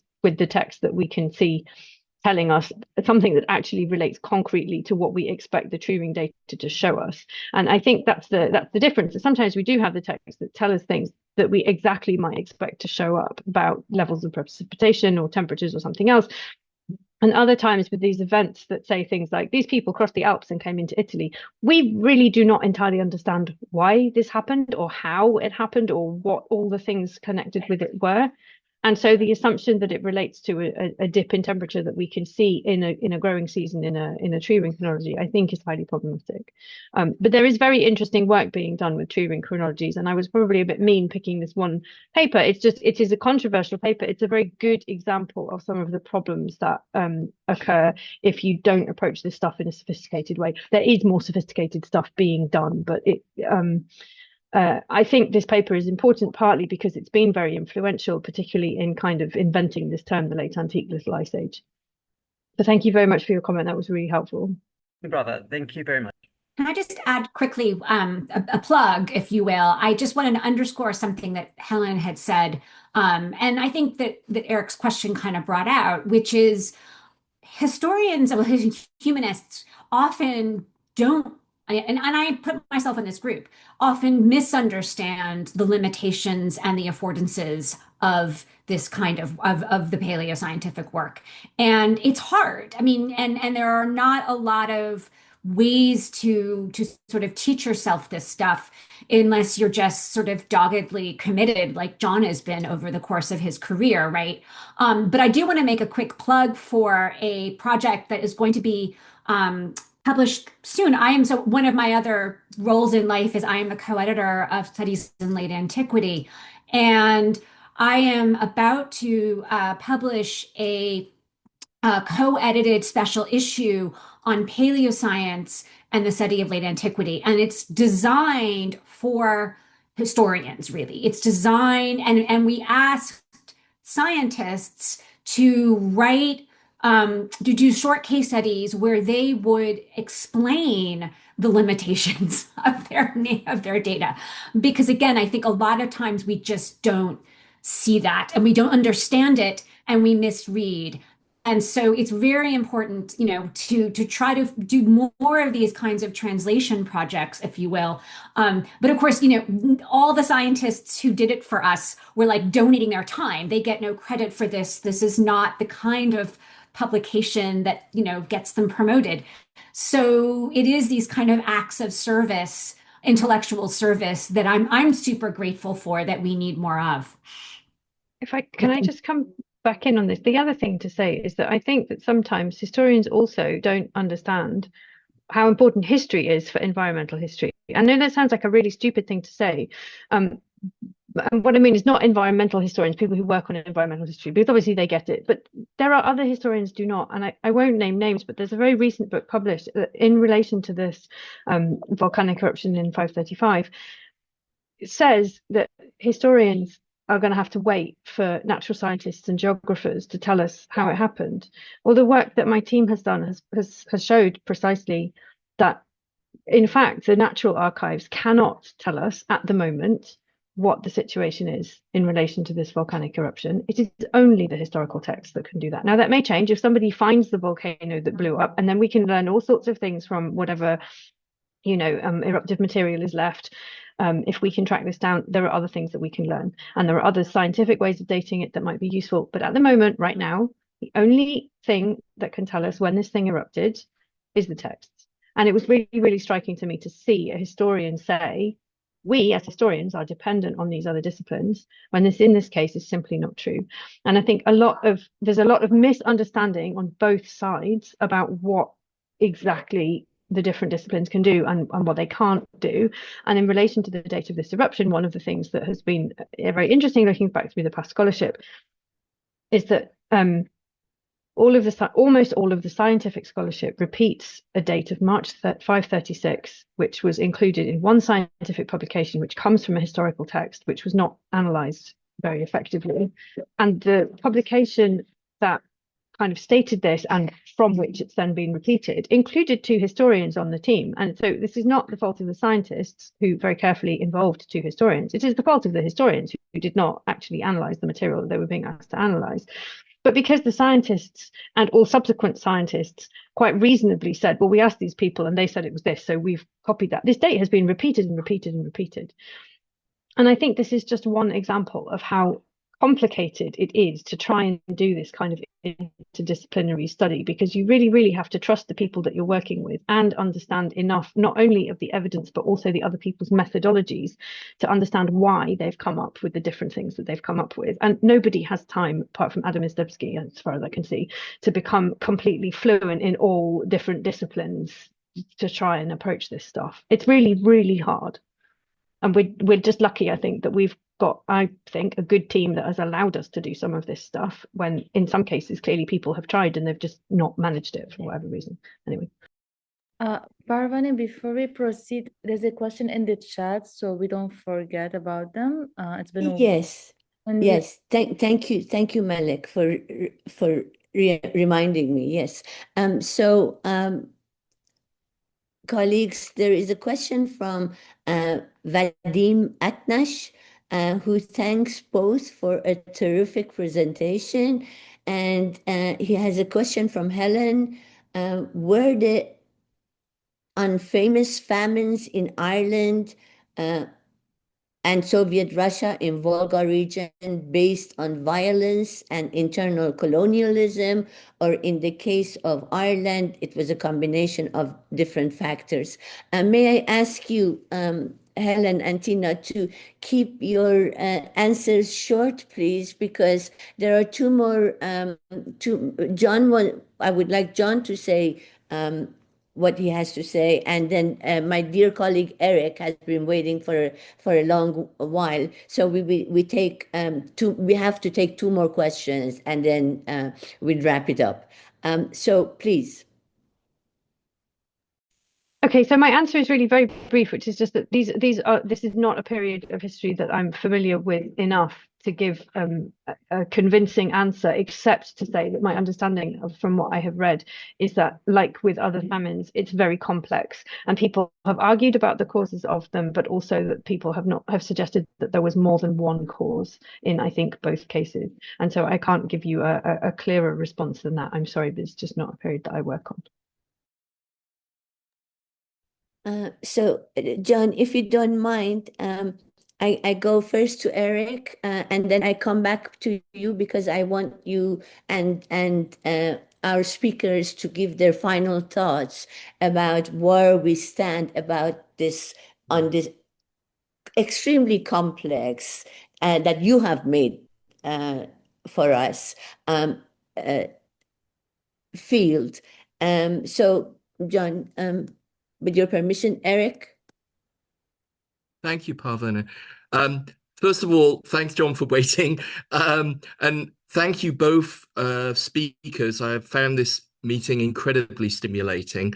And like, as John said, I agree with everything that you said and with comments made upon it. I myself have wrestled with these issues of being both a historian and an archaeologist. How do these fields interact, and above all, individuals interact, and also scientists and these different approaches, source knowledge, etc. What I'd like to slightly divert our attention to is, are your projects, which I think are marvelous, are they also including what we might call human-induced disasters? I have some experience of this, but working beyond your 700 CE watershed terminus with my work at Amorium. There, the issue was looking at the archaeology and of destruction layers across the city. And I argued that these could be identified as evidence for the destruction of the city in 838 by the Arabs.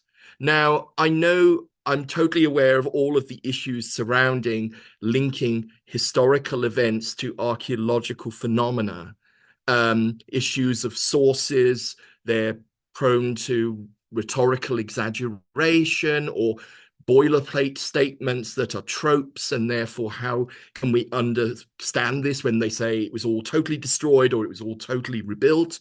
At the same time, obviously, the sample of the archaeological evidence, is it sufficient to argue for destructions that can be, or is it of a suitable quality in terms of finds, pottery, coins, stratigraphy, very importantly, to link with a historical event? And this is difficult.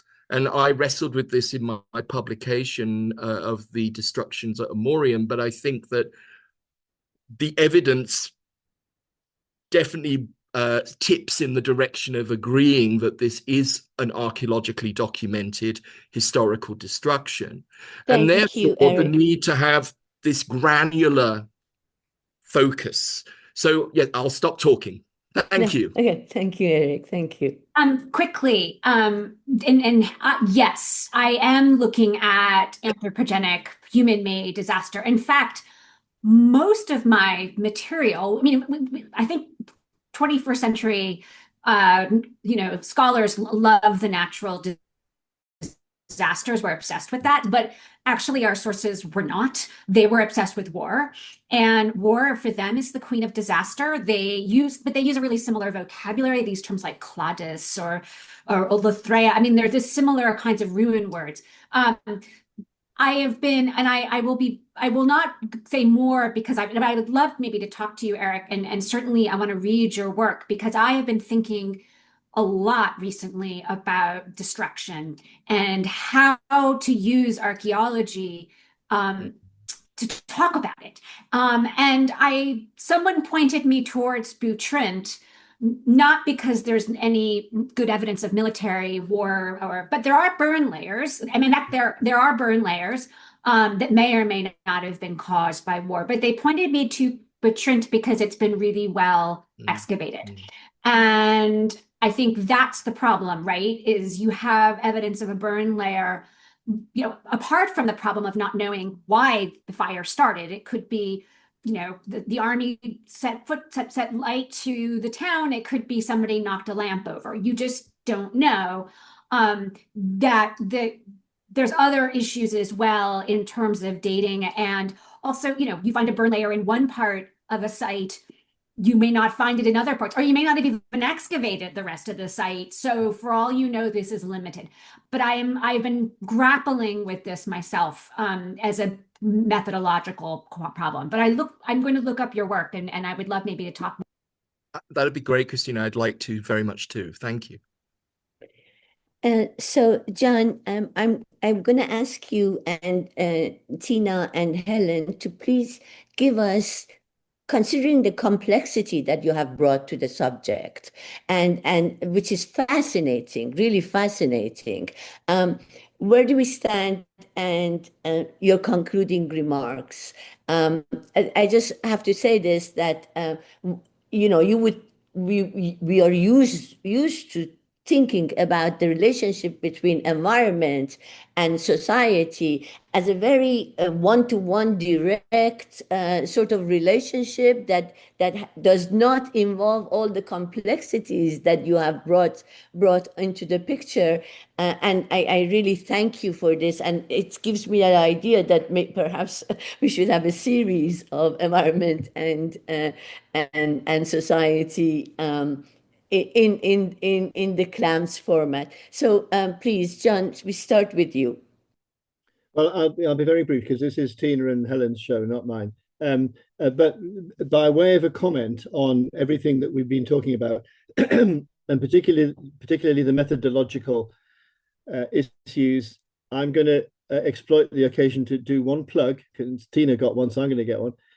That is that, and she's been on this, we run an annual workshop in paleosciences as an introduction for historians and social scientists each year in Princeton for a week or 10 days. And it's proved very successful. We've had a lot of people who've attended it who've since gone on to get tenure track positions, not just in the US, but elsewhere, partly because they've told me they were on this course and it helped them. The second thing is that our project, which began back in 2013, Climate Change and History Research Initiative, which Eric knows a lot about, as does Tina, is based entirely on the principle that you have to work with people face to face.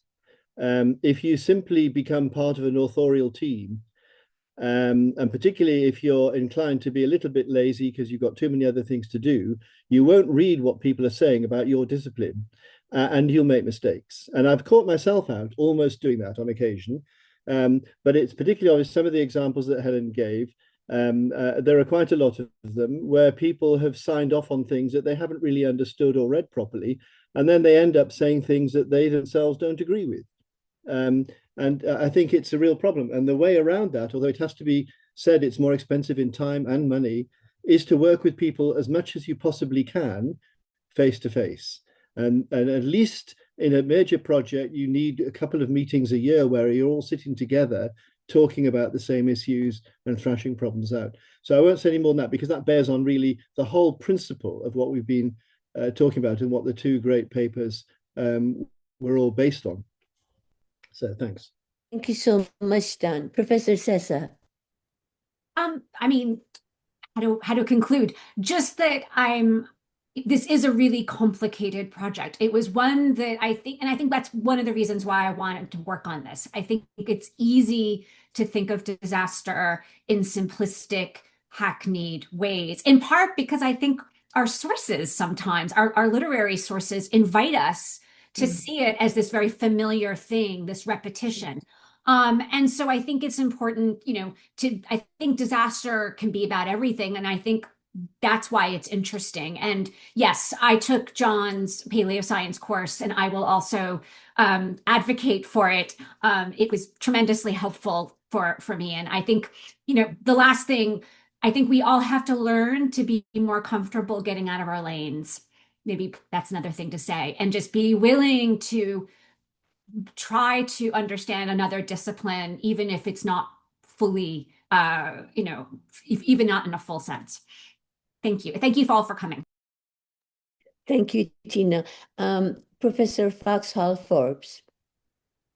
So just very quickly to say again, thank you for inviting me, and thank you for the event. Thank you to everybody for being here. But I came to environmental history through a really, really bizarre circular route, and ended up working on the Mediterranean when I thought I was going to work on Northern Europe. And so for me, the project has been a kind of voyage of discovery, but I think also because I came to it from a slightly unconventional background. I really started as somebody who was working with history and theology. And my way into looking at environmental history was to look at what people were thinking about in relation to environments. And I didn't expect to end up doing quite so much with the social kind of response side of it. But it's been very interesting for me to explore other different disciplines that I was not familiar with. And I suppose what helped me in terms of doing this was that I was already familiar with the idea that you have to sit and talk to people who do other disciplines and start to learn about them. But I have found working in this big team that we have extremely rewarding. And I think John is absolutely right in saying that you really have to be able to work with the people and not just have somebody who says, oh, I'll just write my 2 sentences here, and then not look at what is the whole argument of the article. I think really the most productive interdisciplinary research involves that kind of discussion, even if you end up then working on your own to write an article, which is really the thing that you've done. The conversations with other people are unbelievably valuable, and I think that's really the only way to go ahead and yeah, to move forward on this and to avoid some of the mistakes that have occurred in previous interdisciplinary study. Thank you, Helen. Well, this has been a fascinating session with Tina's work and Helen's work, and the contributions that everybody else, including John, has given to us. And I must say that we started the 25-26 year very, very successfully. And for those of you who are with us, one of the highlights of what we're going to have next is Professor John Haldon himself in the near future. And so thank you all for coming. Thank you to the speakers. Thank you very much for this enlightening session. And I join everybody in thanking you and hope